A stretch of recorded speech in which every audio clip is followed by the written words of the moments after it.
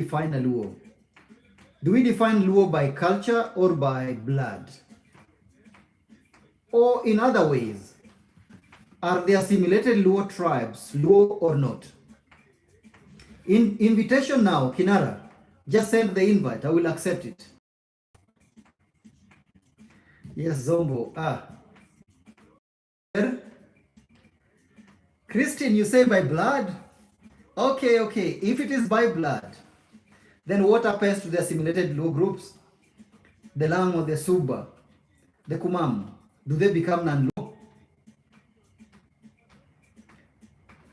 Okay, Kinara, you can send me an invite now. And Christine, you should send me an invite as well because you need to define why blood. And if you're new here, remember my name is Jaluo Abroad, Luo Ambassador is Central Africa. If you're not new here, I hope you've watched at least one documentary. And if you're watching me from YouTube, remember you can just send me a message if you have a question and I will ask it to the guests. But basically tonight I'm asking a question. How do we define a Luo? By blood or by culture? To put it in perspective, if I'm not Luo at all by blood, but I grew up in a Luo household, so I speak Luo, I practice Luo culture. Am I Luo? Or if my dad and mom are Luo, then I grew up in Germany, I don't speak a single Luo word. Am I Luo? So thanks for joining the conversation tonight. And I hope we'll be able to figure this out in the next 1 hour, 30 minutes, yeah? So remember, if you're on YouTube, you can send me a message and I'll be able to see it. Just send a comment and remember to share my live. Melanie Adola. Nyakwaradola. Mtieredi. Padola o Indira. And if you're joining, by the way, just remember that Kwaradola, who is the king of the Padola, the Luo of Eastern Uganda in Tororo area, is turning 100 years. Igamia Chiel. How to say Igamia Chiel in your Luo? Okay, Benja, you will join in a bit, no problem. Afoyo Matek Nyaradola. Remember, if you're new entirely and you love Kenya, ting Chingi Malo, you ting Badi Malo. If you love Uganda, ting Chingi Malo. Joanywak, how do you call this part? Nying, is this Luedo or this Ching? By blood, yes, irrespective of where you brought up. Kinara, thanks for joining. Remember, you have to introduce yourself in your Luo dialect. First, name, where you're from, and which Luo dialect, which Luo tribe you are, and where you are now. And then we start. But before you start, I see some hands here. Princess Olia. So I would like to introduce myself to you. My name is Jaluo Abroad, Luo Ambassador, East Central Africa. I am the only existing Luo documentary filmmaker. So if you want to know about the Luo, remember, I have everything on YouTube.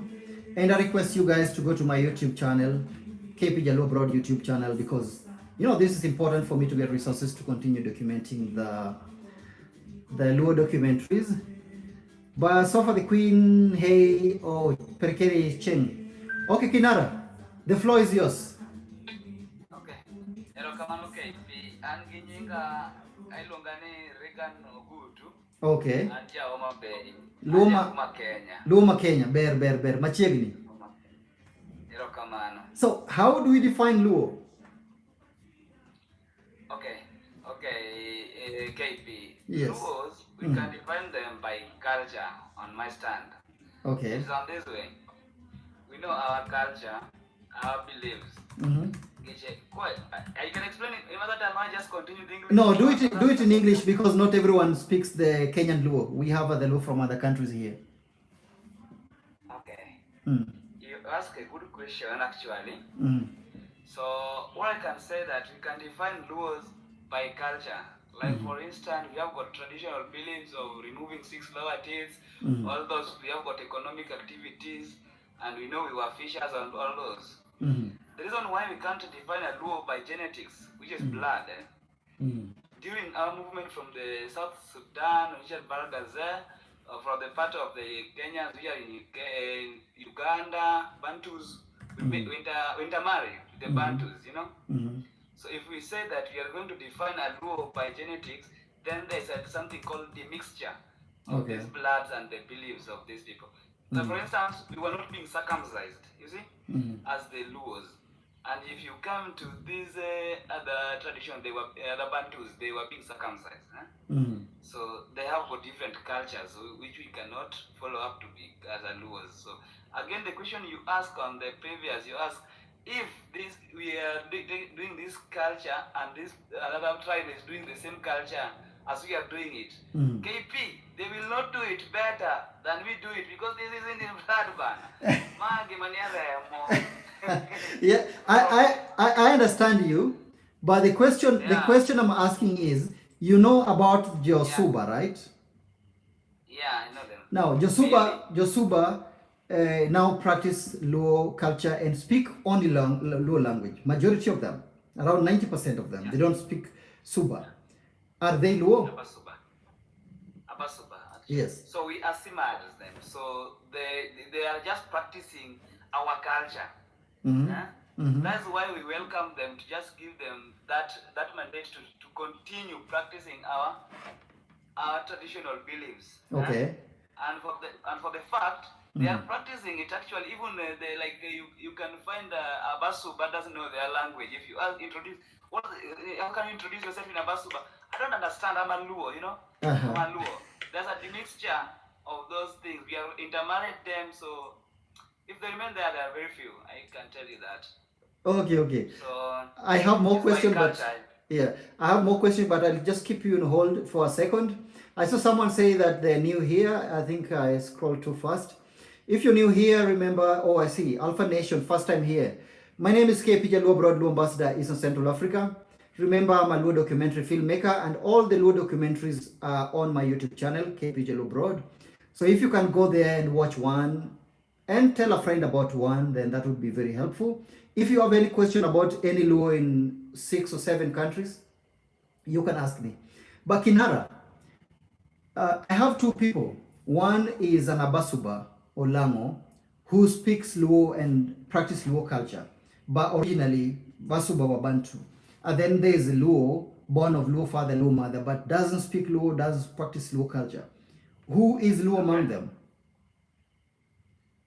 Come up, KP again. Okay. 2 scenarios. One person is like Lango. You love Kenya, so you know Abasuba more than you know the Lango and Kumam. The Abasuba, they originally were Bantus, but now they've been assimilated linguistically and culturally into Luo. So now, even if they practice their culture, it's basically Luo culture. And then on the second scenario, someone like Amilo Gesagesa, Mbadi, Onyipapa J, these are Suba. So genetically, they are Bantu, but culturally, linguistically, they are Luo. Another scenario is a Luo person, born of Luo father, Luo mother, but lives in the UK, doesn't speak any Luo word, doesn't know any Luo culture. Who is Luo among the 2? The question is very tricky, but the question is very tricky. So, and this first scenario of a Kinamili and Mbadi, yes. Yeah. So, do you whether they are Luos? Okay, let me help you there. Okay. So, and I'm glad that you gave that example, KP. Good evening, first of all. Good evening. Yeah. Wadi Mabel. Okay, so you gave that example. Okay, somebody born in the UK, perhaps, speaks and of Luo descent, meaning they, like for instance, my children, who are born here, but okay, and they don't speak Luo. But they are still Luo because they are not being seen as English, see? And that is the one thing that you can do everything that you can practice, but just by virtue of being in that sort of environment, but that does not qualify you to become a native of that region or of that environment.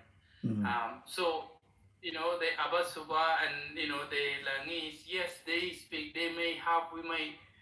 Because without the Luos, the original Luos, their culture would be totally different, isn't it? Correct. The only reason why they have that culture and they're practicing it is because of the Luos. And that, in a way, shows how strong our culture is and how adaptable our culture is. It's not just the strength, it's also the adaptability. It's more accepted by widely accepted by by other tribes. That means that there is something so good about it. So yeah. Okay. I will. But like I said in my statement earlier, sorry. I just one more statement. Okay. Like I said in my statement earlier, that the only thing that identifies the Luo is the blood. Okay. Not even the culture. It's first and foremost the blood. But as you start attaching yourself to like the culture and other practices, you become more Luo than all the others. Yeah. So, but first and foremost, you have to have the blood. Yes. Okay. I think I will take the chance to introduce everyone before I ask further questions.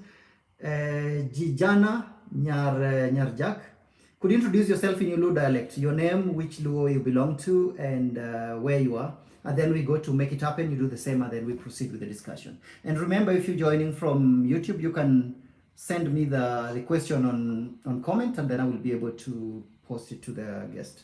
Okay, Nyarjaki. Yes.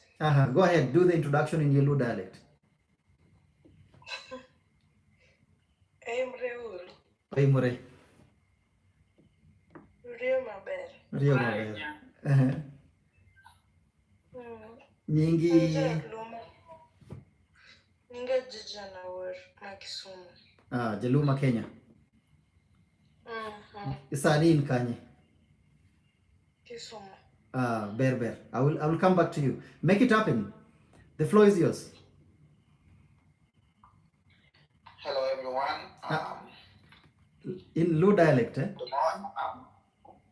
Okay, I'm more one wing. I'm here another one. I'm Luo Kipum district.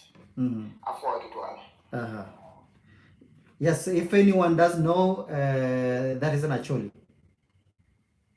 And neat guy, I'm not sure if you need to introduce yourself, but you can for people joining for the first time.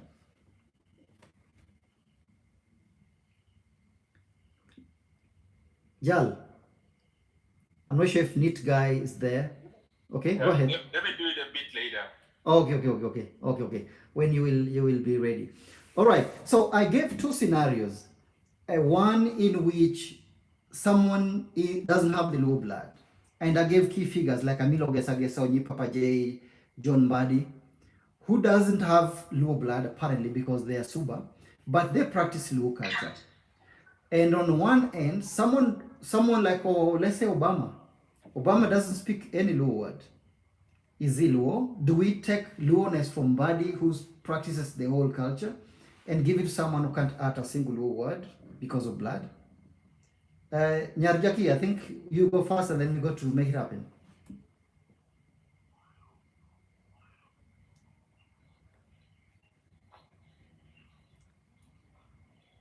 Let them talk first. I'll talk maybe when they're done. Yes. It's not a case of giving it and taking it away. No, I think when you put it that way, then it's like you're faced with two choices. Okay. Basically, when you take somebody like Obama, for instance, it really doesn't matter because he grew up in an environment where the language Luo was not, or even the culture was not really practiced. Okay. And but nonetheless, that does not take the Luoness away from him just because he grew up in that environment. Okay. And I'm sure that given the chance, and by the way, even without giving the chance, let's not forget that Obama would go and visit his grandma even before he became president.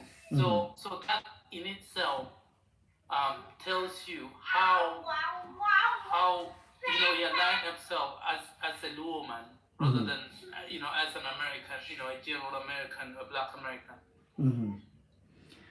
Okay. Benja, I have one more question for you, but I would like to take the chance to welcome people who are joining. For the first time, my name is KP Jaluo Abroad, Luo Ambassador is Central Africa. I am a Luo documentary filmmaker, so if you have questions about the Luo, you ask me. But if you want to watch documentaries about the Luo, their migration history, where they came from, the culture, language, and so on and so forth, or if you just want to know how many Luo subtribes exist in East Central Africa, go to my YouTube channel, which is KP Jaluo Abroad YouTube channel. Joy, you ask, where are you guys from? We're from East Central Africa. So we have people from different countries. Could be Kenya, Uganda, Tanzania, Ethiopia, DRC Congo. Yeah, I think that answers you. So Benja, Milton Obote, was he Luo or no? Milton Obote was a Langi. So yes, he was a Luo, but not the original. It was, as you described it earlier, the Langis are only Luos because they are practicing our culture. Okay. And they speak our language and so on and so forth. But they are not really, I wouldn't say that they are Luos. So just by virtue of adopting our culture, that's how close they've come to being Luos. That's as far as it goes. So, as a documentary filmmaker for Luo, should I describe Lango as Luo or not Luo? Well, I think we got it. Sorry, my daughter is playing. Okay. But I hope she's Go not ahead. But anyway, so you see, as part of our culture, we accept people. When you accept somebody into your family, right? No matter where they're from, if let's say you're the father of that home, right? And you probably adopt somebody, they become, of course, part your of the child. family. Your child, if it's let's say a man, becomes your son, right? But here is where the trick is that when you die, they do not inherit your powers. Okay. Even if they were older than all the other boys. See, just because you brought them into the other, and they will accept it.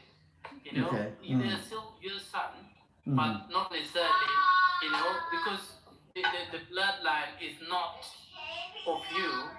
They become, yes, they are accepted fully, but when it comes to inheritance, they cannot inherit your seed. Okay. So that means they are Luo, but with a pinch of salt. Yes. Yeah. Okay. I think I'll bring the Benja. You have explained it better. Okay. Okay. I think I will bring the question much home because I think it's easier when we talk about someone else. But I'll maybe give a chance to someone else who has an opinion before I go back to Benja because I have a question for Benja. Make it happen. Are you ready to say something? Okay. I would say Langis are clearly Luo. I believe someone clearly explained the path of Luo and how he was able to spread out all the way from Barrel, Gazelle, and all that stuff. You know what I mean? What changes is only a few things. Maybe the way we twist a couple things here and there, but to be honest, if we go back to the source, we are all the same. You know what I mean? Like a Luo from Kenya. Sounds a little bit different. I might not speak it, but I can hear it. Same as someone from Kenya. If I'm a Luo from Uganda, I speak, they're gonna hear me. Same as Langi. I hear Langi. I don't speak it, but I understand it. You cannot speak behind my back in Langi, to be honest. So to be honest, I think it all brings us to the same thing. It's just like water. You add different flavors and say, oh, because this flavor, is it not water? It has liquid in it. It's just a different flavor. You know? So that's it. Yeah, but you also remember that the Lango were original, not Luo. They were assimilated, yeah? I do agree with that, but because they do have the bloodline, and if you hear the way they speak and their culture and everything, it makes them Luo. Let me give you an example. I'm abroad, right? Okay. If I give birth to my children and I don't speak Luo, they have never been to a Luo land, does it mean they're not going to be Luo? They're going to be Luo, even if they don't speak the language. You know what I mean?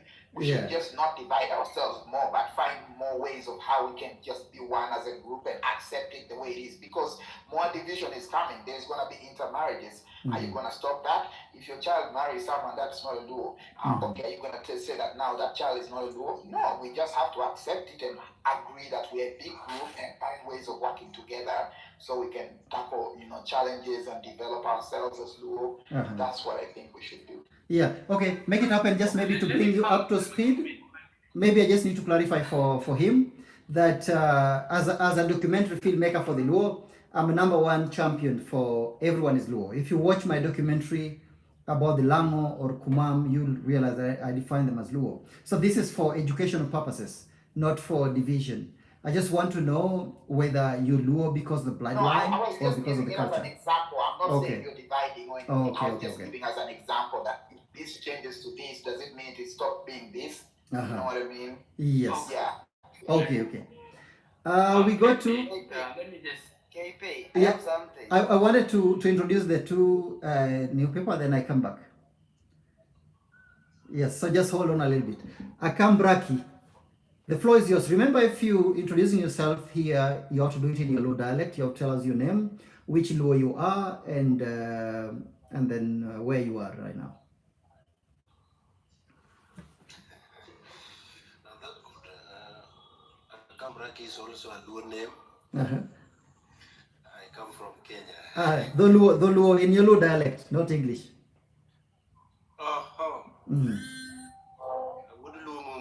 Nyingi.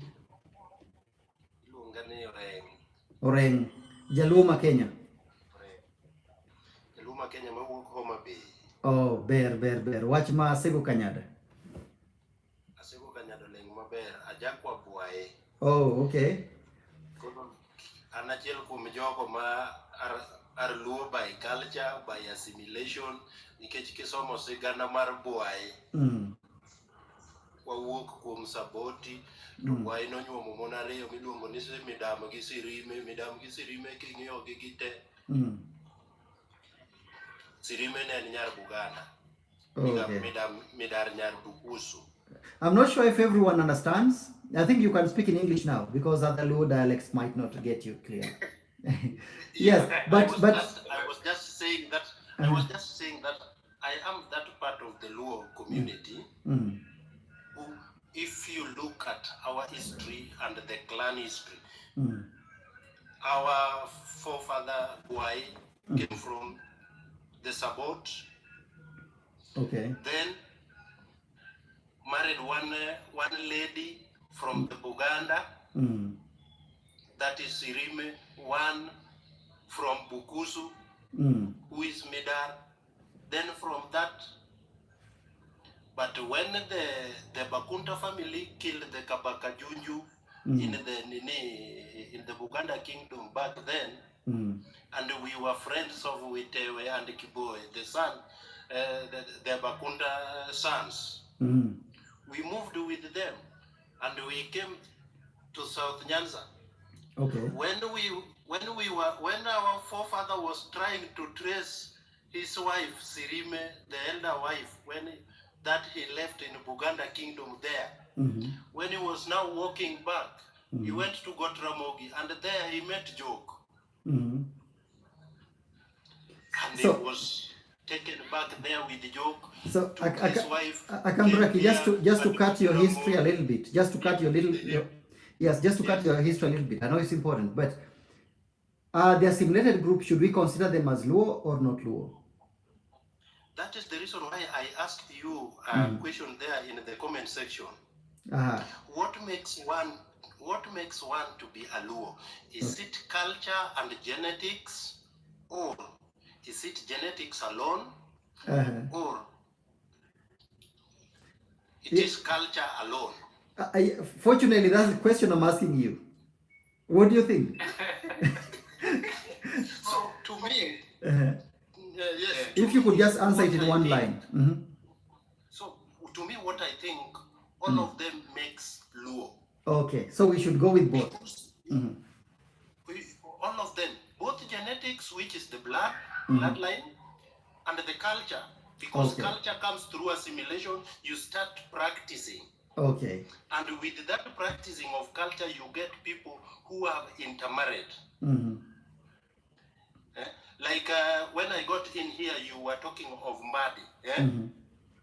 Mbadi is a Suba. But his mom came from Ndewa. Okay. From Kanyamua. And the Kanyamua are one of the Onyango family, the sons of Joke.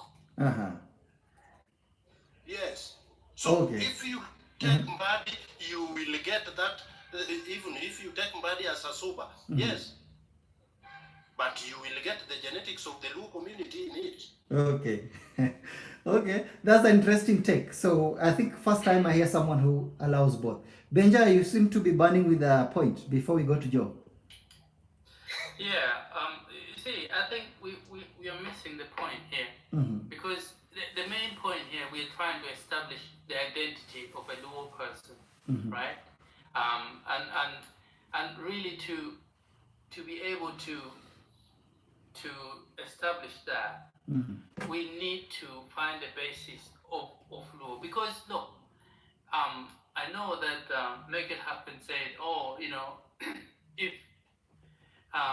he has a child or children abroad and they don't speak Luo, does that mean they're not Luo? Of course they're Luo, and that is why when I made that statement that to be a Luo, you have to have the genetics, you have to have the blood. Everything else can only make you much more closer to that Luoness. Okay. But the blood is, because look, if, you know, we can say all the Langis, all the Asubas, and all these other, you know, assimilated tribes, should we call them Luo? So now, what if we didn't have, the original people did not have that identity? What would they be now? You see? So that is the point. And if we lose your identity, and that is something I always, you know, tell even my kids, say, look, your identity, regardless of whether you speak the Luo language or not, you are a Luo by default. Meaning you, because I am a Luo, I'm a blood of Luo, so they are Luo. So as long as, and of course, you know, for when, like, my daughter, you know, goes and gets married away somewhere and then has a child, that child is not going to be, unless she marries a Luo, that child will not be a Luo anymore. It will have a mixed blood, but, you know, even if they speak fluent Luo, it will not make them a Luo. Look, my uncle, Daoud Cheng, was very close to Kabaka, and he spoke fluent Luganda and even practiced their culture. But at no time was he described as a Muganda man. No, he was an Acholi. He was a Luo through and through, but he spoke fluent Luganda even better than the Kabaka. That was according to him.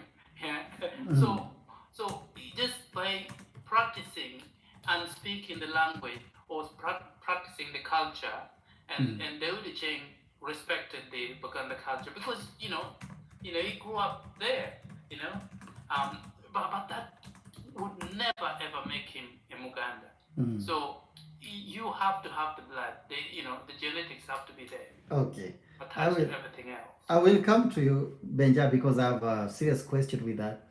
But I will give Joe a chance. Joe, remember you introduce yourself in your Luo dialect, eh?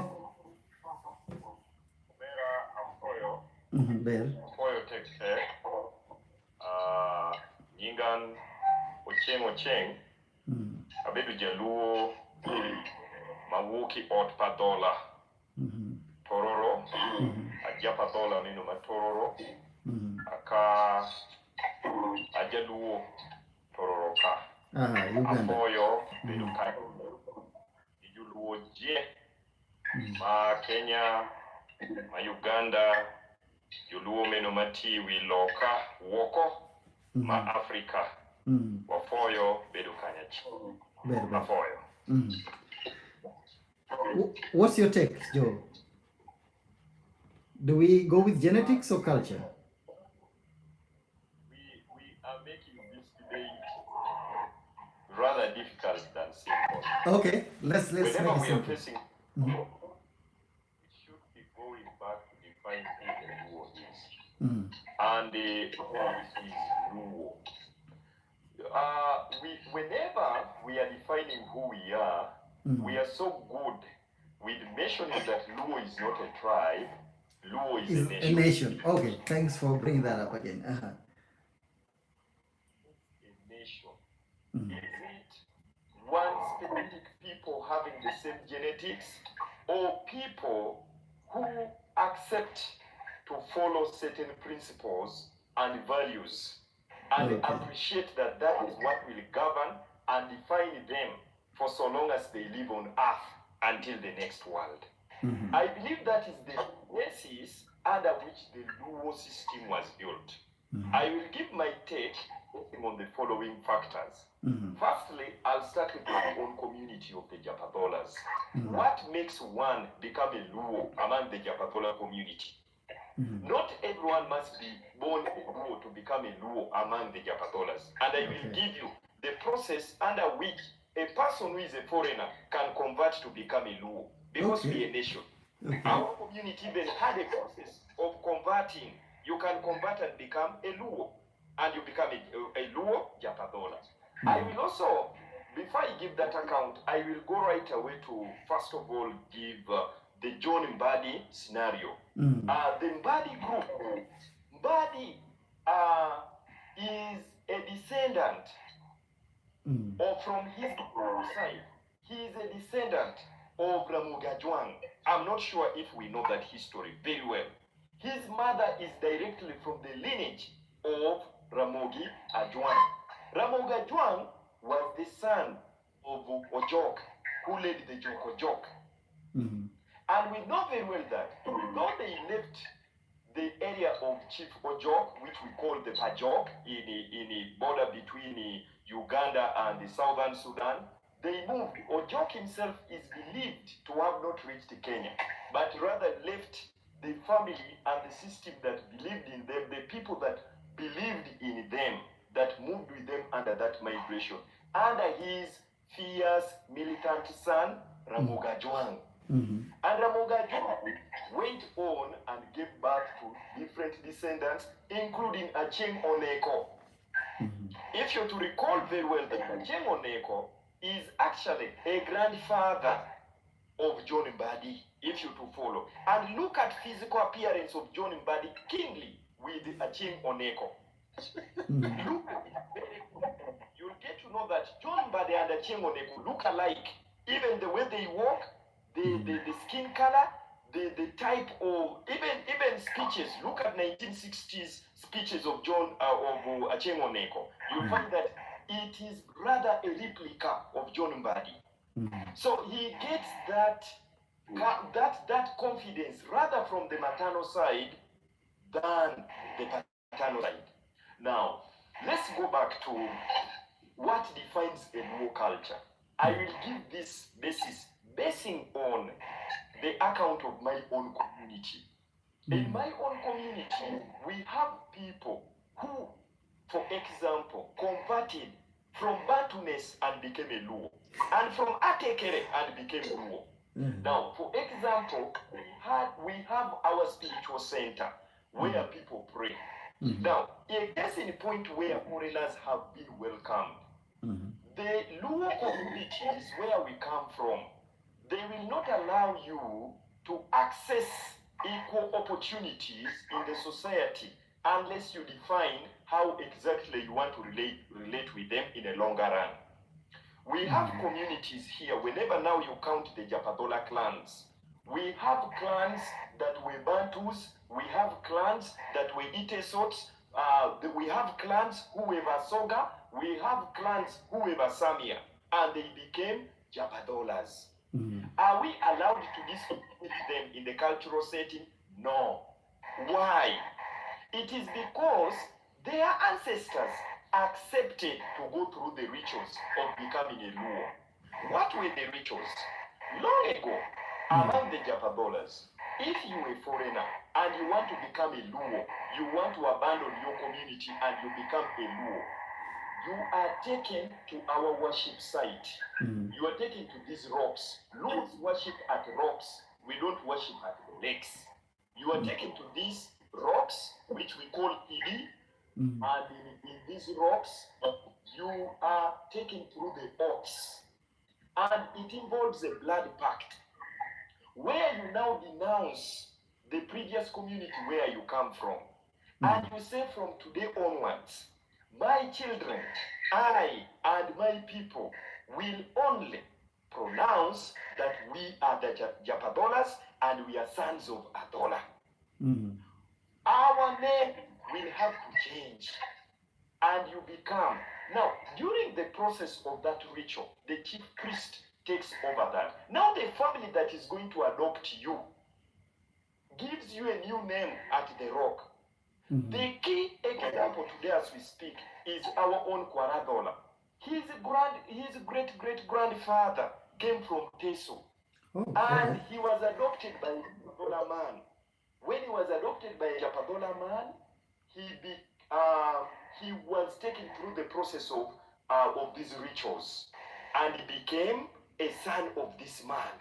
When he became a son of this man, he inherited he was given a right of inheritance just like any other son. When this man was marrying for all his biological sons, he also married for this man. Let us go back to how did our ancestors treat neighbors who accepted to become part of them. They were given equal rights in society. And in one or the other, I can give examples with the Jaluos of Kenya. Do you know why, for example, the Somalis, the Indians, and so on, of Kisumu and so on, and even including white men who have stayed in Kisumu for so long, do you know why they speak the Luo? The Luos by nature, they love assimilating people. They have a talent in assimilation. They love to pull people to become them. They don't like, and whenever Luos meet people who are stronger than them, otherwise superior than them, who are competitive as compared to them, they rather either open up enmity with that community. If not enmity, they run away. It's part of the reasons as to why our ancestors tried to fight the Arabs in Egypt. When the Arab invaders came in Egypt at around 700, if you take time, people who are readers, go make research about the Great Nueri Kingdom, the kingdom of the Great Nueri Kingdom, and also read books about the Nubian Kingdom. You will know that before Luos became what it is today, Luos were the rulers of that Great Nubian Kingdom in Egypt. And when the Arab invaders came in 700 AD, around the rule of Queen Angom, the Luos tried to move up to Aswa. But when the battles continued, they further migrated southwards. They kept on migrating because they learned that they couldn't defeat the Arabs. So they rather go away rather than Arabs assimilating them, rather than Arabs conquering them. Luos don't like being conquered. They love conquering others. But in the society of Luos, when you're being conquered and you've accepted, they treat you as equal. They will not discriminate you. Though your history is there, I want to give an example. Whenever there are people whose parents were not originally Luos and they became Luos, there is just a whisper in society. But no one is even allowed to tell them directly, blatantly, that even your ancestors were not Luo. That is, in a Luo society, is called abomination. Discriminating people who have accepted to become part of the family is not allowed among the Luo families. Now, as I conclude, I want to say that if the Japadolas practice this spiritual way, where someone can move from becoming a Bantu to a Luo by going to the gods of Luos and professing and taking oath, and blood is cut and blood is shared. Now, the blood sharing between the chief priest and these people, because you have to drink a blood in calabash, It involves the process of drinking blood in a calabash. It shows now your blood is mixed in this Luo blood, and then you take, automatically it shows they are passing you some DNA by you swallowing the blood of the people of Egypt. So it's like asking a question of the Roman Catholic Church. Are the Africans less of Catholics as compared to the people in Italy? The laws used to convert people. It was more like a religion. These guys used to convert people. Today, if we are to go for DNA right now among the proud Luo families, and we go for DNA, you will find when some people's ancestors were Bantus. You will find when the DNA kits are showing you things like Cameroon. DNA kits are showing you things you don't understand. That is it. Why? The Luo culture's superiority, the values that made people accept to become Luos, were how Luos treat foreigners. You become equal with them. You become equal with them. You are given share. As long as you have accepted, Langese Luo is a question. Langese now, Langese up to like 1930s. Okay, I can say up to 1930s. They tried their level best to defend their ancestry, being people from the Atekere cluster. But however, I would like to now talk about the issue of the maternal side. The Langese are Luos from the maternal side. These are the cases of John Mbadi. Their mothers were Luos. Their fathers were Atekere nomads, the Karamojong nomads. These guys went to the bush to take care of animals. They married Luo women. Luo women taught children Luo language. And that is the fact among Langese. That's why their clans are Atekere. Their language are Luos. Now, what happens is here, Luos are people who, if you're not careful, if you marry a Luo woman, if you're not careful, your children are going to speak Luo. Because the Luo language is actually more passed by women than even the men. And that's a fact. Ask the Luyas of Kenya who married Luo women. Ask many people married Luo women. The Jakagolas in Tororo, they have wiped the Ateso of Tororo simply because each Ateso who tries to marry Japadola woman, it is a gone case. Those children lose their identity immediately. They all want to become Japadola. Now, I want to talk about my culture and the maternal side. According to the Japadola culture, we have sets of rules on the maternal side. In case a girl child is to give birth to a child, and that child is denied by the father, and the girl child decides to come back home to where their father comes from, that girl child will be given a plot of land for her to settle with her sons and daughters from the foreign land.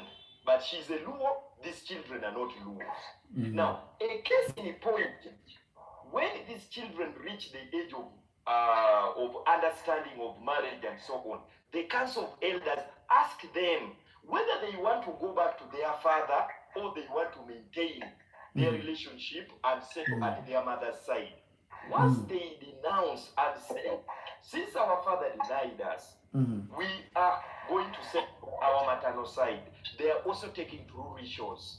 The rituals that make them now inherit. The rituals that now make them... Joe, keep it short because people have questions for you. It's okay.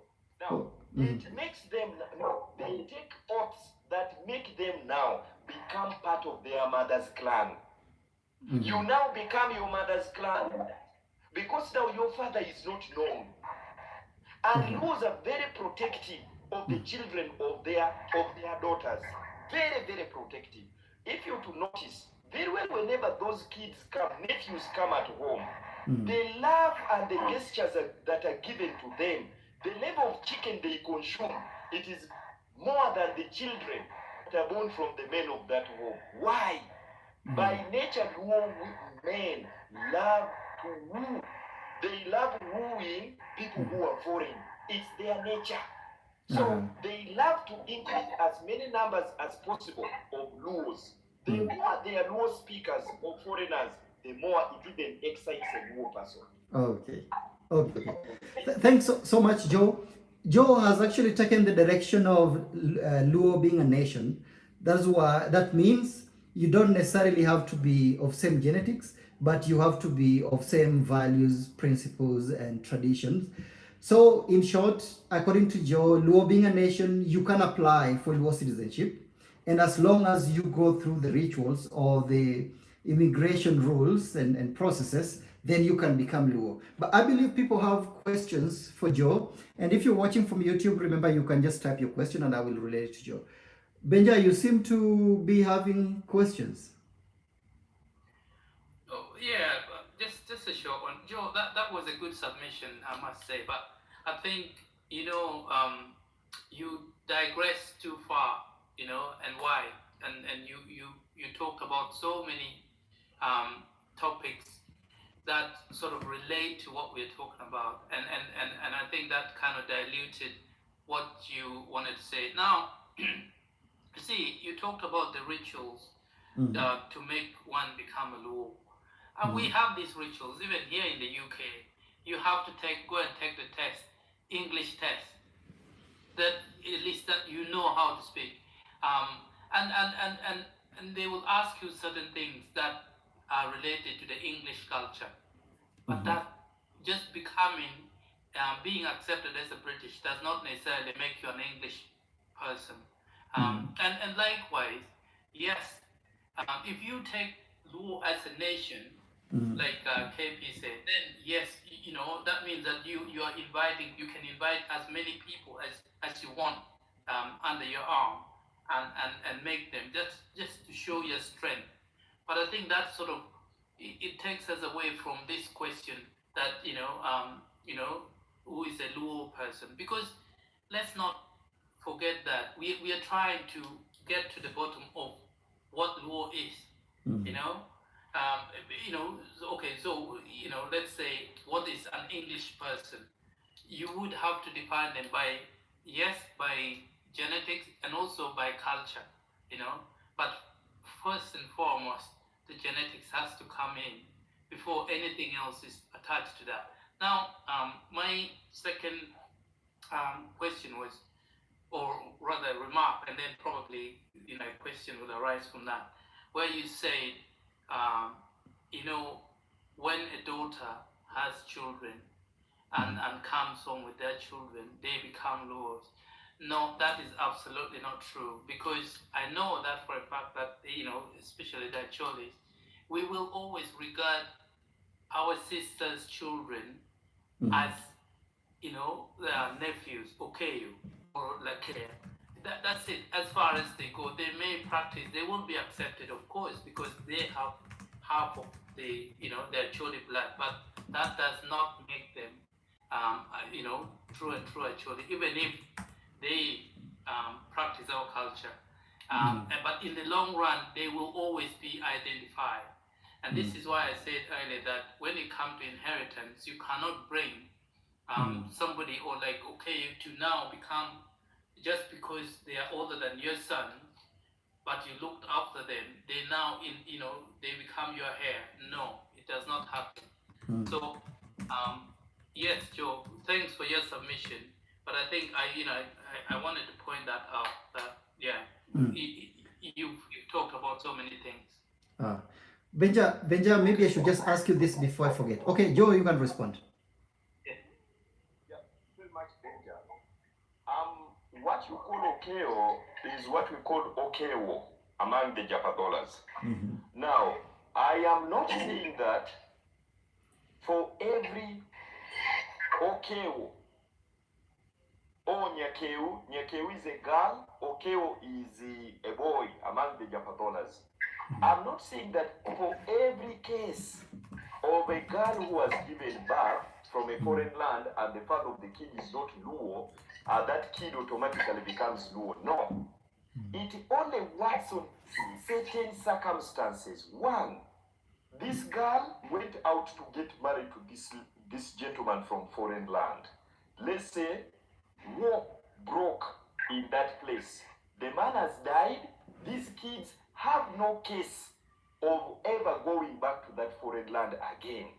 Two, these kids have been denounced and denied by the other foreign communities. Let's talk about inheritance. Do they now have the right of owning or receiving a share of the properties of that family where their mother comes from? No, they don't receive. The plot of land that their mother was given is their only inheritance. That specific block of land where they settled when their mother came back is their only inheritance in that clan. For the do they remain speaking Luo and are they protected by this family? Are their interests protected? Yes, they remain protected, they remain cherished, but in terms of inheriting the clan properties, they don't own. But rather when they work for their own and they acquire their own properties, they are supported by the maternal side of their mother. Do they start naming children in a way like the culture of their mother? Yes, they are allowed. Since they have been raised and they have been supported all their life system by this Luo community where their mother comes from. So therefore, in a long run, this Okeo will automatically, by the fourth generation, such children will automatically become children of that clan and they will become Luo. Though history will be told of their origin, but it will be the strength of where they came from. That foreign identity will automatically be subdued and it will die in a long run. Okay, I'm not sure if anyone else has a question for Ocheng or Joe, as you say the name. If not, then I will ask Benja. Maybe you wanted to ask me. Yes, I wanted to ask you. Well, this is a bit out of context, but you are a strong believer of genetics first and anything else only supports that. Did I get it right? Yes. Okay. So Benja as an Acholi, this is a bit of context, but it's the mothers that know the fathers of their babies. If it turns out today that all this while your dad was Lugbara, would you tender your resignation from Acholiness? Absolutely. Okay. So actually, it's very funny you asked that and sort of you related me to Lugwara, which is very interesting because my father's name was Luan Moy, and recently I met a Lugwara guy who said Luan Moy is a Lugwara name. So and my dad was born in Germany. Which is a Lugbara area. But that was because his dad was practicing missionary there. It was like a priest. So that's where he was born and all that. And perhaps maybe one of the his dad's friends sort of gave him that name Luan Moy. But yeah, so if it turns out that I'm a Lugwara, then yes, then that will give me the more what would I want to say? It would give me interest and more encouragement to start digging my roots. Just like you're trying to document this, where did the Luo come from and what, how did we start?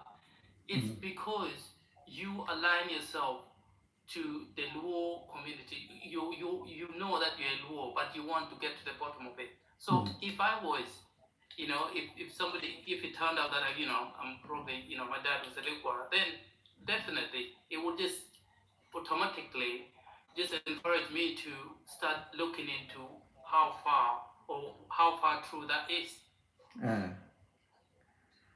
Okay, that's let me just quickly answer. There was a question that somebody asked there. Do the children of sisters have some blood relations with you? Of course they do. But just by this is it. So we are aligned more towards our our fathers than our mothers, isn't it? And that's we, I call myself a Luo man because of my father. It's not because of my mother. So yes, even if they have my blood, even if my sister's children have a bit of DNA from my side, it does not necessarily make them a Luo person. Okay. Okay. Do Neat Guy, what's your opinion? Yeah, my opinion is siding a bit with Joe. He has exhausted most of the things I wanted to say. But what I can just add is there's really no right or wrong answer. Okay. Given we don't have the facts, what rule is. What if the group that you assume have what is even the original DNA of Luo? Yeah, maybe the group that traveled from assuming Egypt to Sudan, maybe some of them have been even assimilated. So assimilate others and make them part of them. So they become Luo. So to me, both genetic and culture applies. Okay. Yeah. Okay. I think that's actually not siding with Joe. It's siding with Joe a little bit, but there was another person I forgot who they are. But I think Akambraki had both genetics and culture coming into play. Rara Junior. I'm not sure if Rara Junior is here. But Kinara, I think you had something to say when Joe was talking. Uh, yes, Benjamin has crushed everything, man. So whatever Benjamin has said, man, as you, KP, Jaluo, you are Jaluo due to that your father was a Luo, right? Correct. But if you follow the traces of your mother, you cannot say I'm a Kikuyu because your mother was a Kikuyu. You're a Luo because your father is able to trace his ancestors up to Ramogi, the ancestors of Ramogi, the eldest sons. That's why you are being called Jaluo. Okay. Now that your parent can trace your background, where you came from. Are you getting me right? Okay. But you can't tell me that my sister has been married to a Kikuyu man, then you want me to force his sons or daughters to be a Luo. They're not a Luo. They are Kikuyu because their ancestors, which are men, men were the identity, will give you identity. That's why Okay. you have X and Y chromosome and a woman has got XA. Okay. If you want to be biological. Hold it there. Hold it there, Kinara. I have something that the Luo of Kenya might find controversial. So this is for education purposes only. Okay. If I put Luo of Kenya side by side with Jopadimo or Shiluk of Sudan side by side, you will see a lot of differences in terms of physique. The Luo of Kenya will be slightly shorter and slightly lighter in skin. Shiluk will probably be much taller, skinnier, and darker. So definitely something happened. What happened is that the Luo of Kenya might not be genetically Luo. This is sad, but this is the truth. You're likely to have close to 30 or 40% Bantu blood in you. In that regard, are you both Luo to the same extent? Kinara. Yeah, okay. Well, until we get to the bottom, you can't say yes or no, isn't it? Because this is the whole reason why you're here as a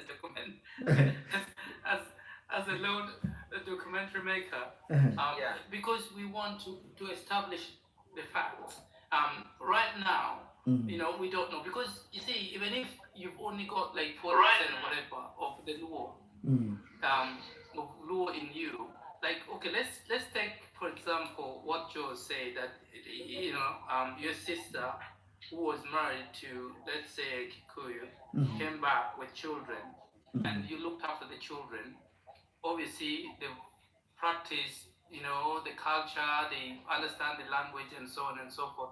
And then those children then married, perhaps, a Luo, somebody from a Chole. Of course, their children now will automatically become Luo, but they themselves are not. Yeah. So the more they integrate into the Luo community by genetics, the more they become Luo. And when you make that statement that the Jaluo of Kenya may not be fully Luo genetically, it might have been that way, but as long as it's aligned to the father side, I think that makes you will always maintain that genetic. Okay. Well, this okay. Ochim. I guess I have something to add on with my brother who are in defense of lineage path, then because of the assimilation later. I do agree to certain extent, but then for us to come to the bottom of this, we shall have to. I don't know why I'm struggling to hear you now. Are you getting me there? Yeah, I get you, though there's something in the background. Just continue. We need to come up with a clear understanding as the Luo community of what is our practice. Ocheng, I'm not sure if there's something, some radio or something in the background. I don't have any radio in the background. Oh, okay. I'm actually wondering. Okay, now it's okay. Just proceed. I'm wondering. Now clear? Is it now clear? Yeah, it's okay. Okay. So, I was saying, for us to be able to solve or to reach into some clear conclusion, we have to understand, or we have to go deep into understanding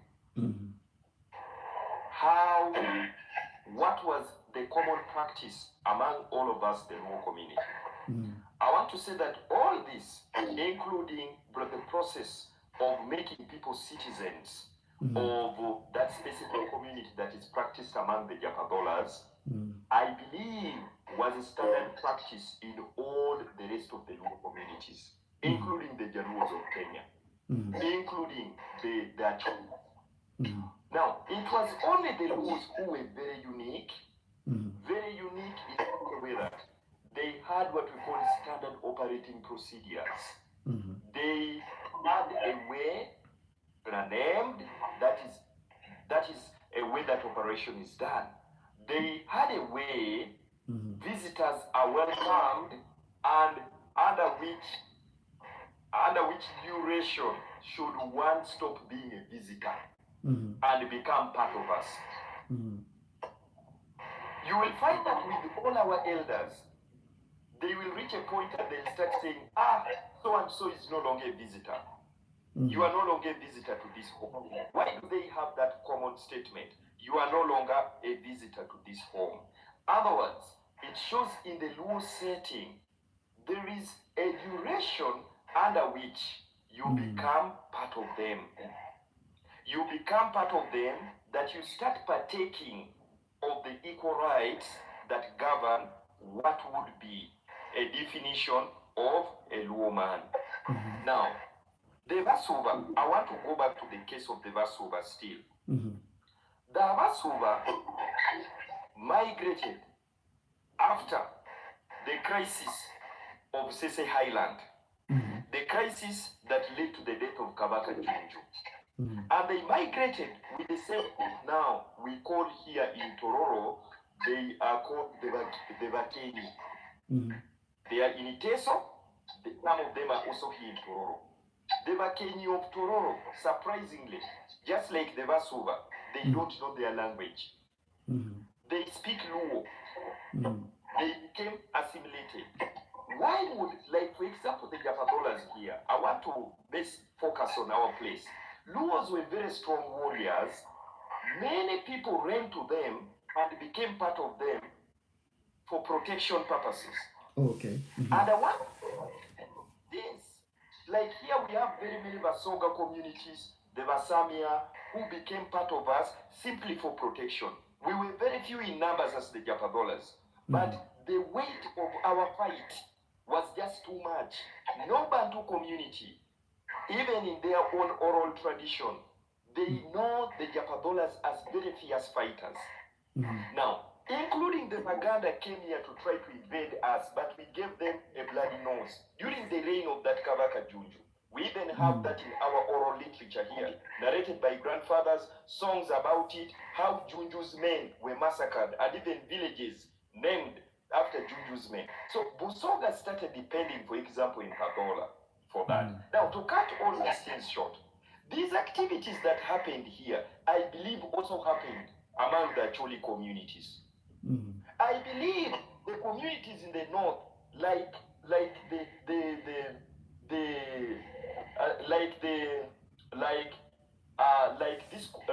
communities like the Lendus, the Okebos, for example, they are part of the ancient communities of West Nile, but today they are minority communities because they say many of them were actually subdued and assimilated to become Acholis.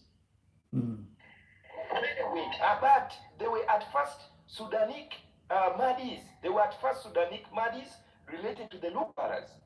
But today the Okebos and the Lendus are very rare to find because they were subdued. And today, as you look keenly, you'll find certain names among the Choli communities that are not Luo, but they are Sudanic Madi names. It is a clear evidence that as the Luos who came Byzant were assimilating people, the Cholis too also went ahead to assimilate other people. It goes as far as their dialect. You'll find that there are words that they mention that are no longer Luo names, but they are Sudanic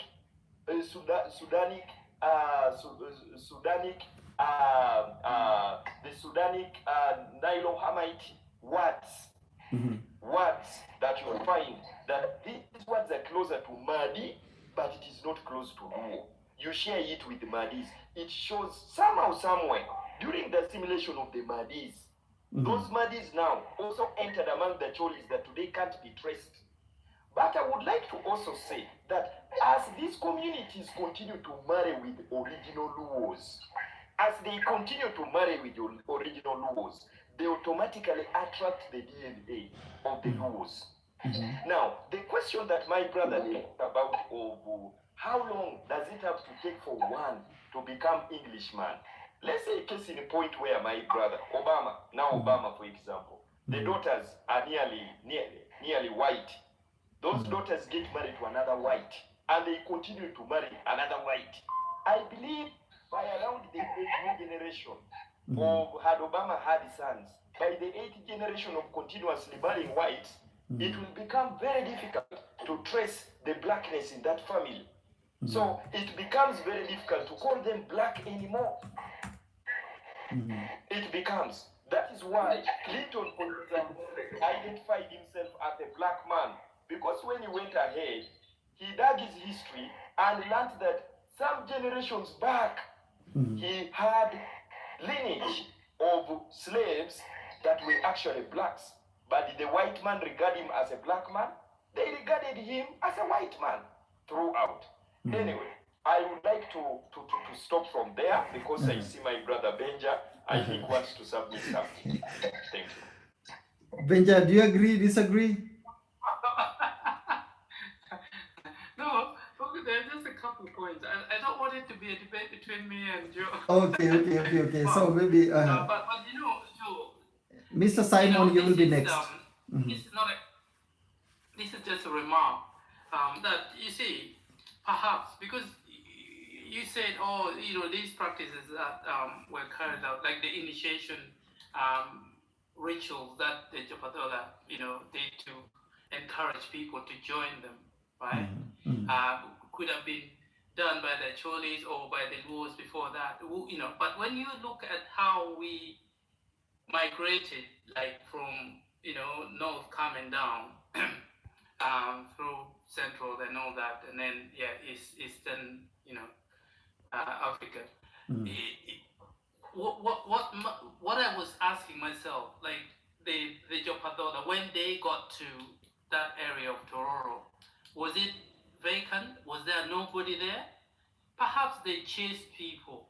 And you know, when you obviously displace somebody, you don't just displace them and say, no, don't, you're not crossing here. You also try to bring them back slowly to make you bigger so that you can defend that land. Now, by saying, oh, this person is not a visitor anymore, you're actually psychologically sort of trying to win over them, you know, making them feel at home. So even if they had bad intentions towards you, they are not going to, because now they are regarded as, you know, a part of that clan, a part of that community. And I think that is what was happening. Not that, you know, it was something that they needed to do. They just wanted to strengthen themselves so that they would not be chased away from that land. I believe, and this is for you, KP, perhaps, Okay. you know, when the Jopadola got there, were there people there? I'm sure there were. The place wasn't just vacant. They would have fought their way to say, look, we are going to settle there, come rain or shine. And if you want to chase us, then you'll have to kill us, that kind of thing, you know? And so that's what I wanted to, the remark that I wanted to make. But there was something else which I've totally forgotten now. It's just gone out of the window. I have to come back.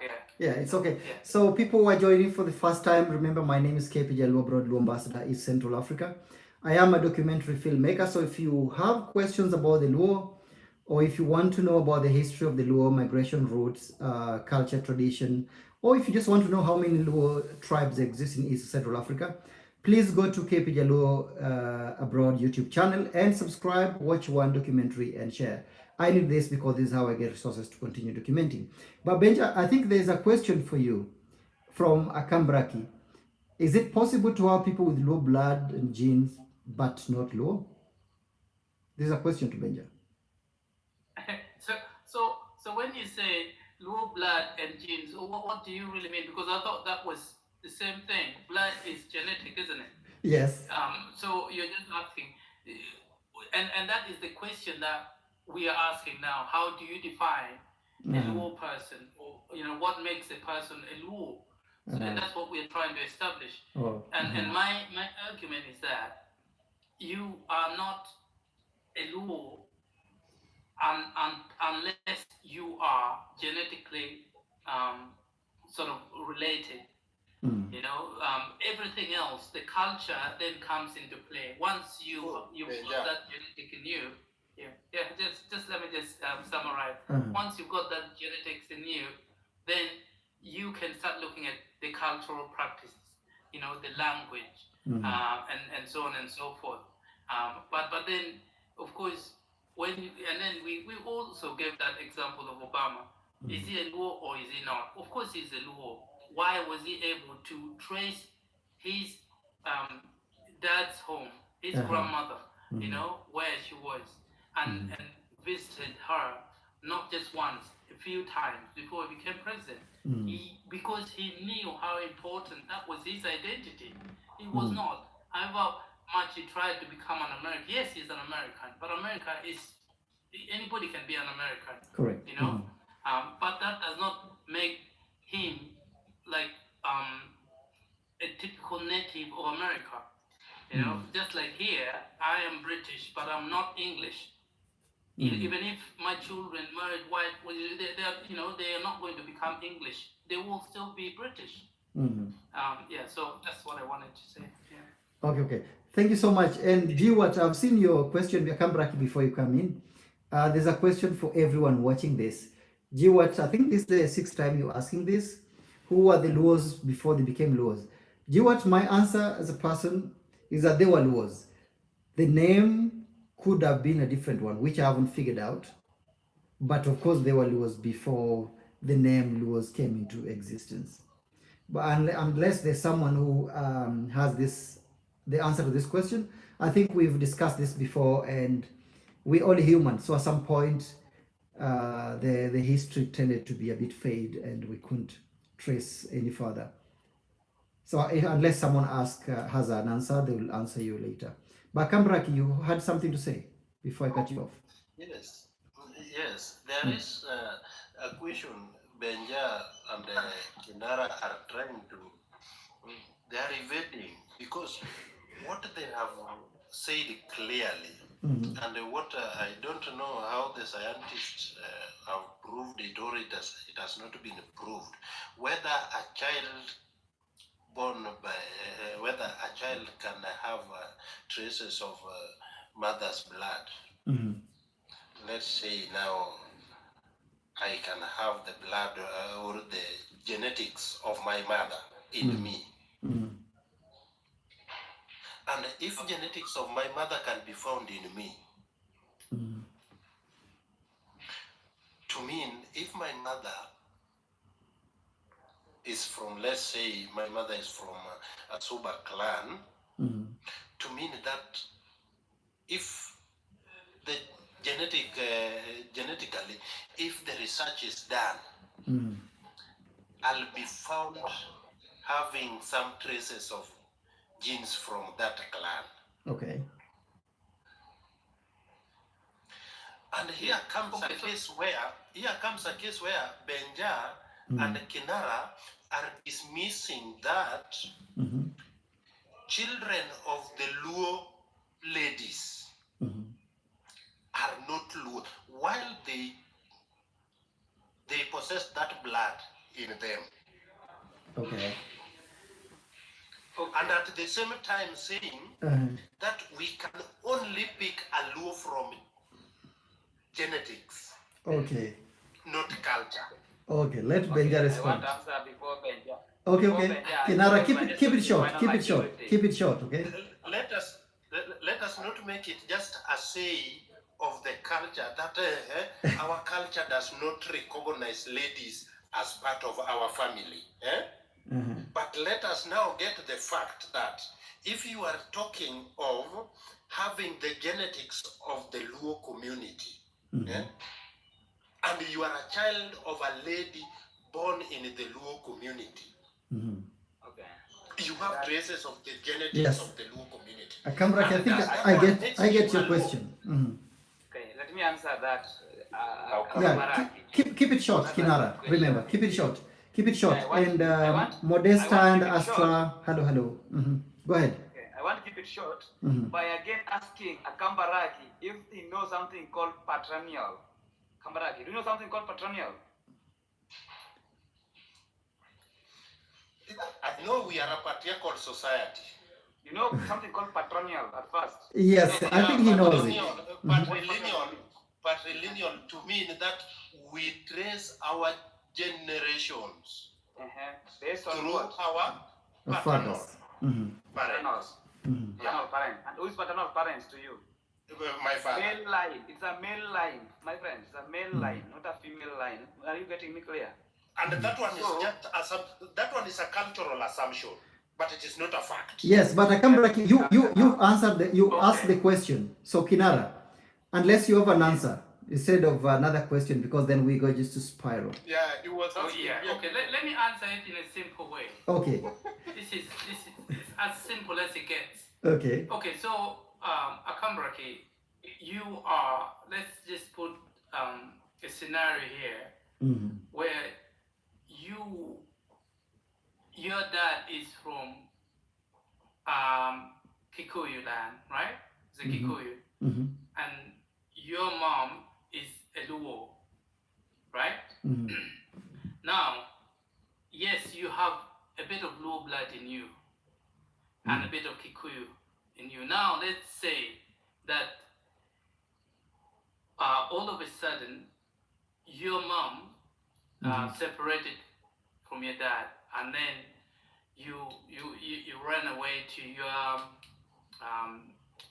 your mom's side of to the Luo land, basically, and you grew up there, and then somewhere along the line your dad came, looking for you as his son, right? So you see that confusion now. Why is he coming to look for you as his son? Because he believes that you are a Kikuyu. Yes, you're a Kikuyu. There's no dispute that you have a Luo blood in you. And that is why, and that actually is how this guy was going to answer as well, because we align ourselves by our dads. Now, if you imagine that fight, that okay, you or which way would you choose if it was you? You know, you've got a Queen father and a Luo mother. You know, which way would you want to belong?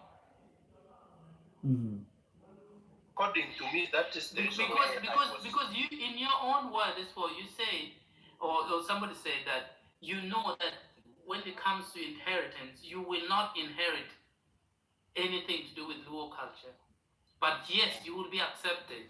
So, are you going to be with your mother's clan where you will not inherit anything, or would you rather go with your dad, where you know that you every inheritance you will be held, you know, with at high esteem? So, which way would you want to belong? That I think would answer your question. Yeah, this is not a question of belonging, but that is the reason why identity is belonging. That is the reason why I stood by my assertion that, and for you to identify Yaluo, you identify Yaluo both by blood and culture. Okay. At first, because once my blood, once a Luo genetics can be traced in me, already I'm a Luo. Because what you people are describing is now culture. And you are now moving away from your original statement that was affirming that you only identify a Luo by genetics, which is the blood. And here, the son is having the blood of Luo that he took from the mother. And now you are telling that this son is not a Luo, but the genetics vindicates him that he is a Luo. Okay. Okay. Before you come in, I think yes, you will ask. But Benja, I think you've set yourself up somehow, because you're a strong believer of genetics, and anything else just supports the genetics. But now, in a way, you're giving into the culture, because patriarchy or matriarchy is basically a culture. And maybe Kikuyu is not a good example, because Kikuyu is actually a matriarchal.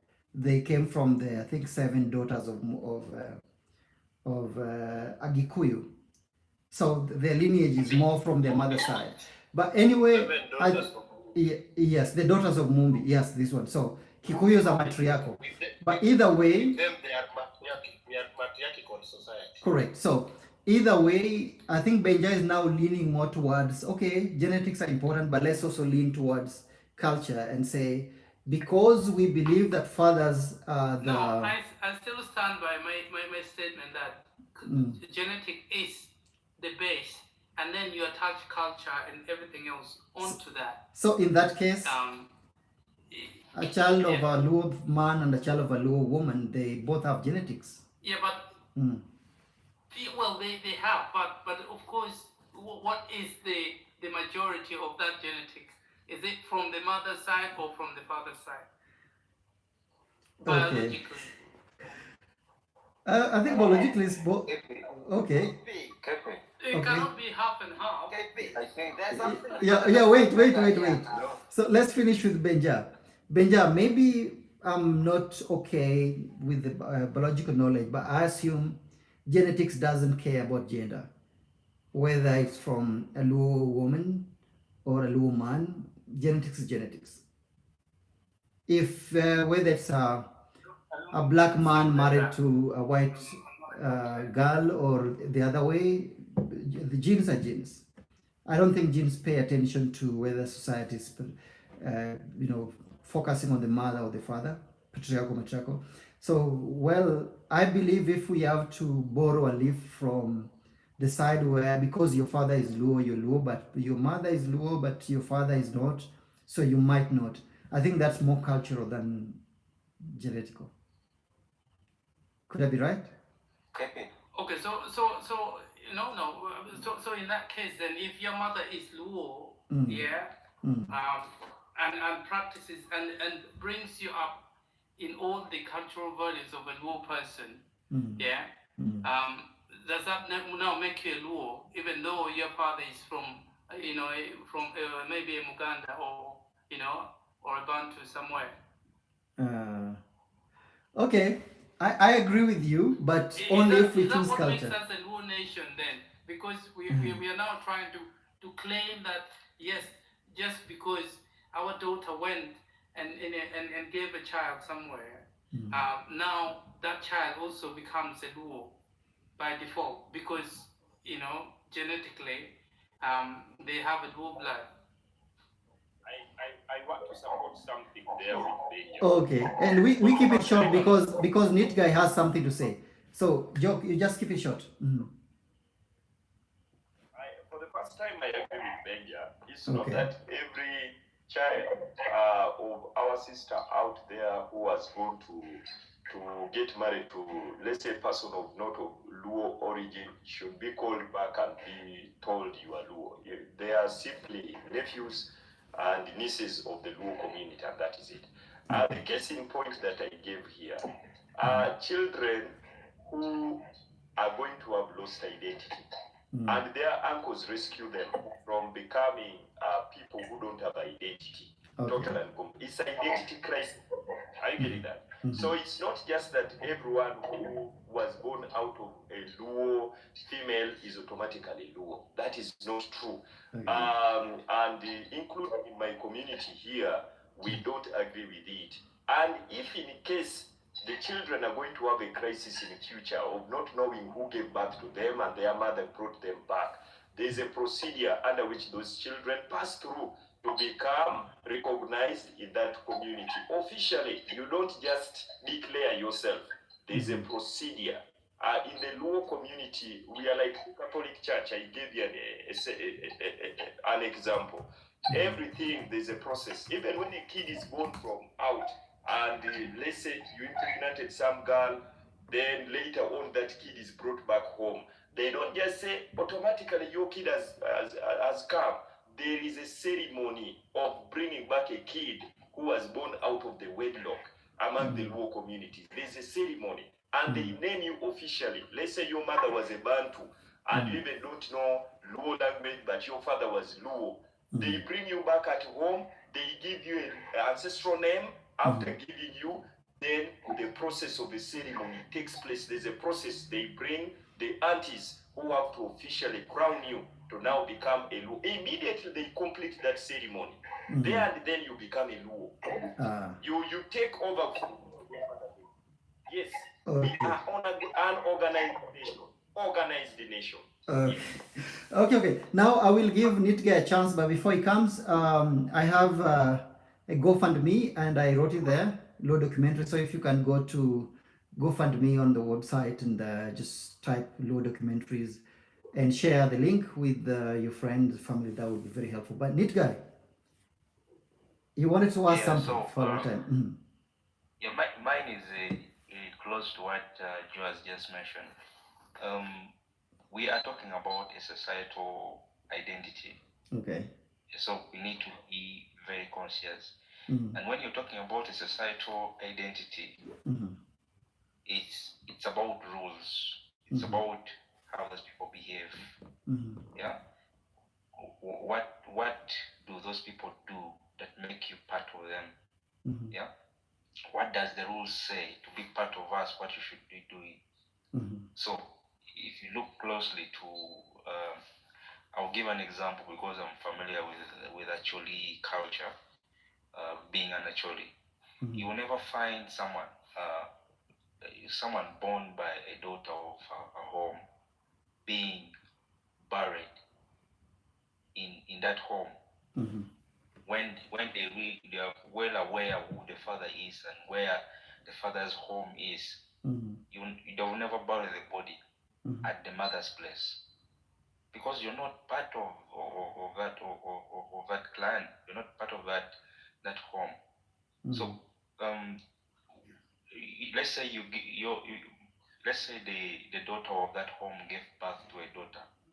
The bride price is not paid at that home when they are well aware of the father of the girl and the family of the girl, you're not part of that clan, you're not part of that family. So culture says, the rules says, if the daughter of the home gives birth, just mere giving birth and giving genetics doesn't qualify them to be part of that culture or that clan. So it's just a societal identity. It's not black and white like the sex identity that goes that this one was born with this, so this is a man or a woman.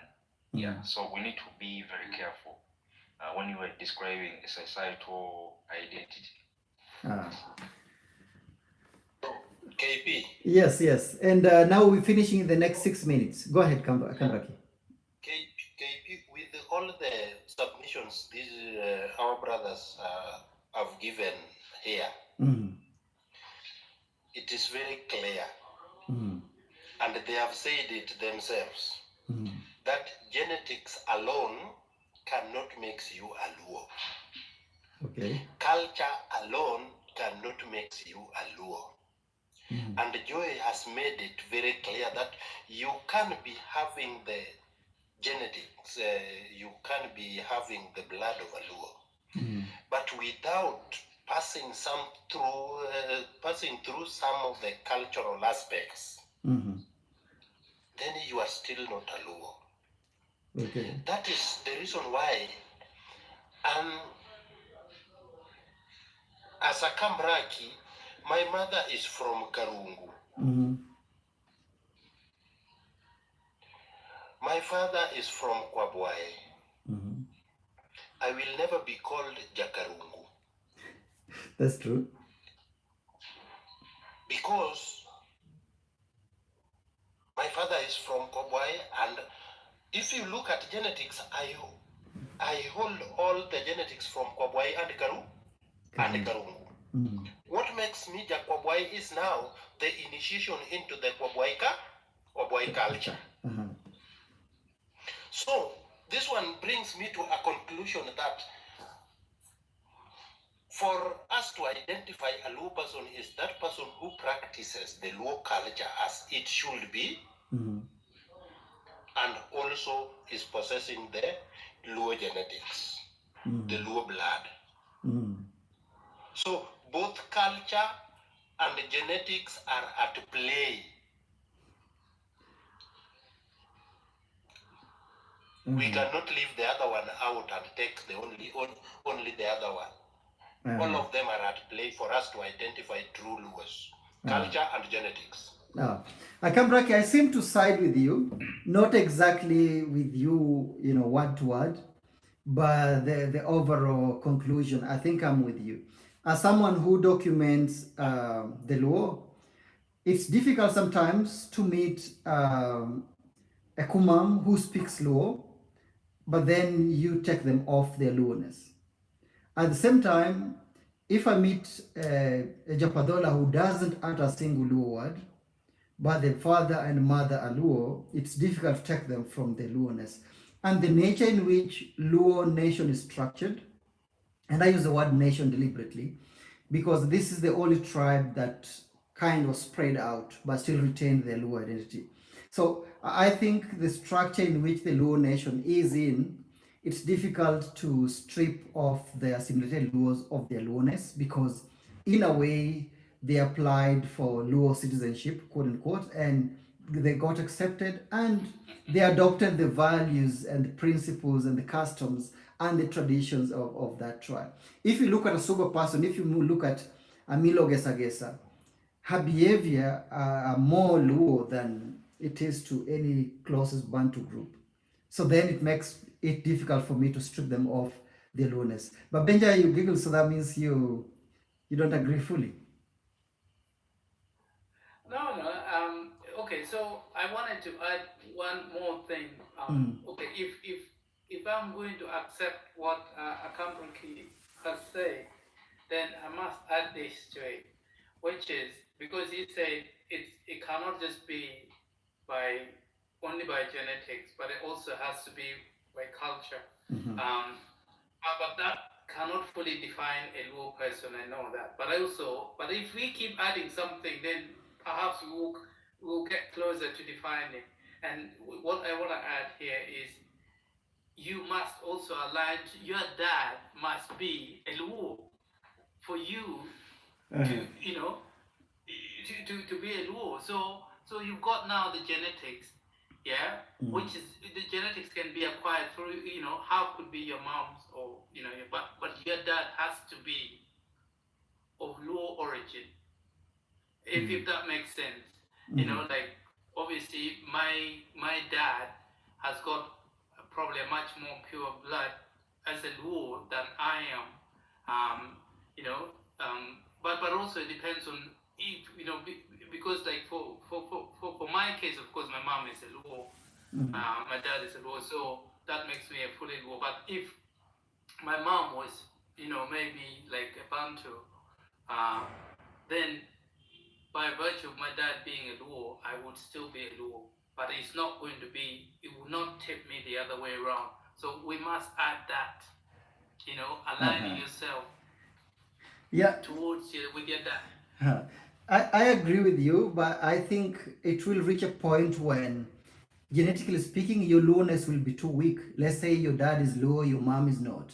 So you're Luo, but then you marry a non-Luo, but then your kids are still Luo because you consider yourself Luo, and your kid marries a non-Luo. So basically, just an eighth or a 16th of the Luo genes are in you, but culturally you Luo because your father is Luo. So then that goes against your genetics kind of argument, because you reach a point where culturally, by the virtue of your dad identifying with Luo, yes, you Luo.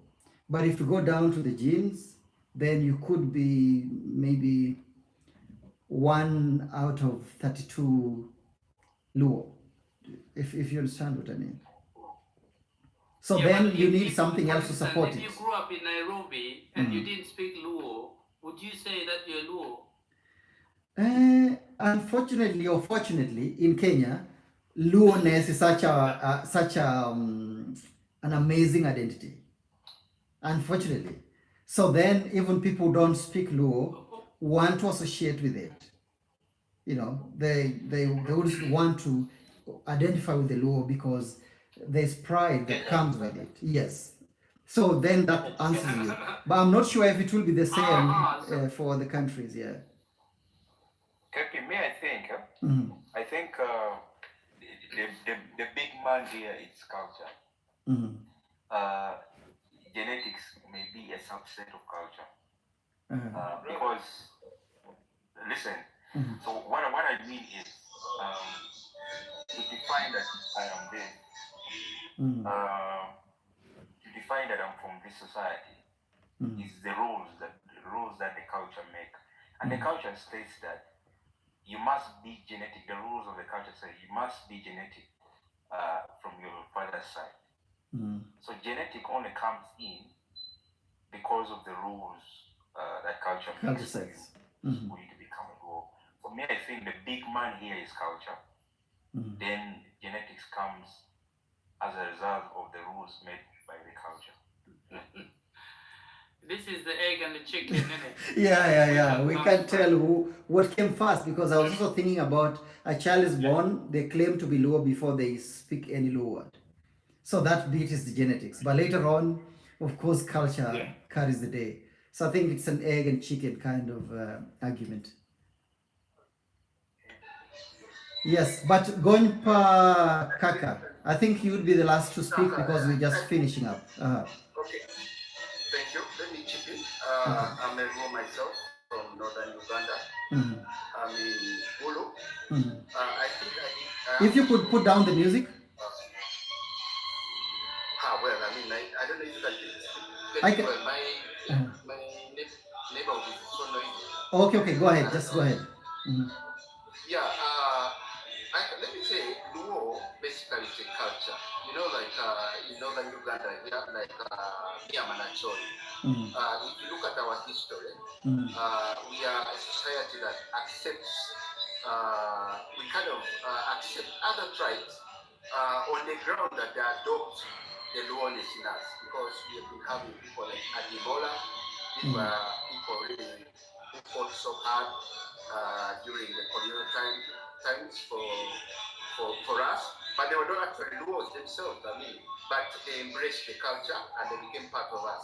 So being Luo to us here, well, fine, genetics count. That is basically the baseline. But Luo is a kind of a broad. I can't call it a movement as such, but it is much bigger than the genetical underlying, because we have so many communities that have adopted everything, including the language, the culture, and everything of Luo that we have as a story here. And we have found it not to be a problem, because they saw the line that that makes us who we are, you know, and that is why we have continued to be strong even after the war, the 20-year war. We still basically nothing has changed. They have not pushed us from our cause, our agenda as Luo.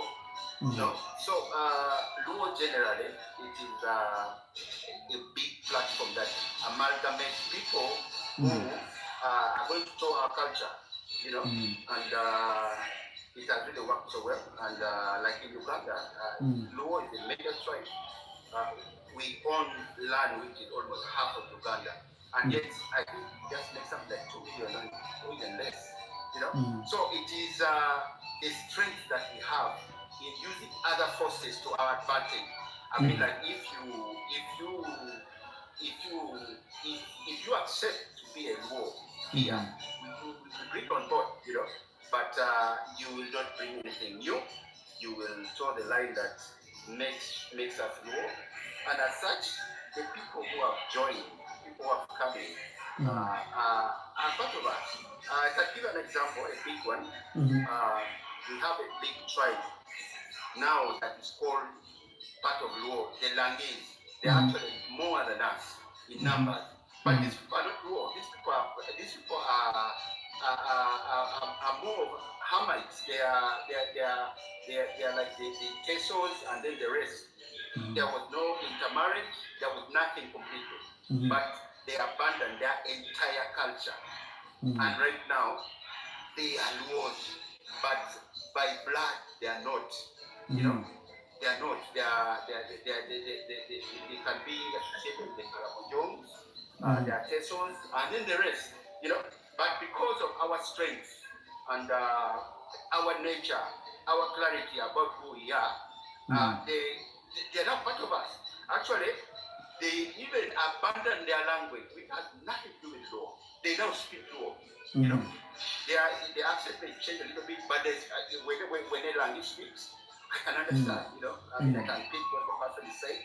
You know, so that is what we are. We need to have a clarity about what Luo is, because not so many things that has changed us. Like right now, we are having influx of people we call Balaro. These are Tutsis. These are people who have come all the way from Sierra Congo, the Bajamulenge. They are here with us. Oh, okay. Now, when they came, I think they are used to dominating other Bantu tribes, as they do. So when they came, we kind of embraced them. But then later on, well, we came to realize they don't really come to breed their cattle. They came to kind of like try to dominate us. And then we gave them a marching order. We were like, no, I mean, we told the government, these people cannot stay here. I mean, they are not embracing who we are. Had they come with a mindset of joining us and being part of us, I think that kind of difference that is already there wouldn't have happened. So Luo is a very strong, I can assure you, it's a very strong community that people can learn a lot from, you know. Yeah, so And, is it right genetics or culture, or genetics and culture? yeah, both work, Both. because you need the genetics that gives the platform, the baseline, then the rest can come in, you know? Okay. I like that, the baseline. Exactly. Okay. Thank you so much. I think we've come to the very end, unless there's someone who has a follow-up question that must be short, or a comment that must be short. Is there any? If not, I think I just want to say quickly that we, you know, because Gon talked about something very important. So it's us and them. You know, when you're referring to somebody who you know is not Luo, you say them, and us who are the Luo. So there is obviously a defining line there. And he mentioned a name, Adimola, and I was going to ask him, can he think of other people? Maybe not for now, just, you know. But the reason why he remembered that name, or he knows that name, because he knows he was a non-Luo, but accepted in the Luo community. So yeah. But otherwise, it's been a good discussion, and thank you, KP. Okay. Yeah, thanks so much for watching. My name is KP, Jaluo Abroad, Luo Ambassador, East Central Africa. I am a Luo documentary filmmaker, so please go to my YouTube channel and subscribe and watch one documentary and share with a friend. I trust you that you will do this. We've come to the very end, so if you can go to your Google and write GoFundMe, then go to that website and type Luo documentaries. You'll find my GoFundMe page there. You can share with me so that you can reach wider audience. Thank you so much. I'll be ending this live in the next 3 seconds. Achel, Ario, Adek. Thank you so much and see you another day. Bye-bye. Okay, the people watching here. Oh, there are 3 powerful people watching from YouTube. Thanks so much. We've come to the very end. I just ended the TikTok live. Remember, if you want to join the discussion and participate in it, then you'd have to go to my TikTok account, same name, KP Jaluo Abroad, and you can send me invites from there and I can accept you in. But for now, if you could share my GoFundMe link, that would be very important. Under every documentary that I have here on YouTube, if you check the description, there is the GoFundMe link. Please go check the link and share with your friends, because this is how I would get the financial resources to continue documenting making the Luo documentaries. Otherwise, thanks so much for watching. We've come to the very end. My name is KP Jaluo Abroad, Luo Ambassador, Eastern Central Africa. And I want to say Oriti. I don't know how to say bye-bye in the other Luo dialects. I will learn. But for now, bye-bye and see you another day.